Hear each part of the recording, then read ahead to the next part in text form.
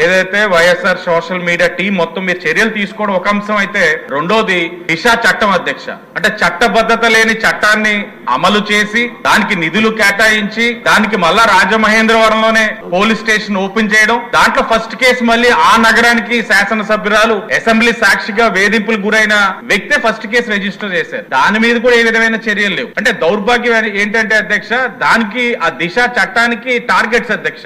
Law and order వారు, traffic signals ఆపడం, ఆడవాళ్ళతో డౌన్లోడ్ చేయిస్తే ఒక లెక్క అధ్యక్ష, కానీ మగవాళ్ళని కూడా ఆపించి దానికి టార్గెట్స్ డౌన్లోడ్ చేయించడం. అంటే అధికార యంత్రాంగాన్ని ఏ విధంగా వారు ఉపయోగించుకున్నారన్న దానికి ఇది ఒక నిదర్శనం అధ్యక్ష. మిమ్మల్ని కోరేది ఒకటి అసెంబ్లీ సాక్షిగా ఒక మహిళా ప్రజాప్రతినిధి పైన ఇలాంటి దుష్ప్రచారం చేసిన ఆ వైఎస్ఆర్సీపీ సోషల్ మీడియా ఆ అల్లరి మొక్కల్ని కఠినంగా శిక్షించడం ఒకటైతే, ఈ దిశ చట్టం ఏదైతే ఉందో చట్టబద్ధత లేని చట్టానికి నిధులు కేటాయించిన విధానం, దానిపైన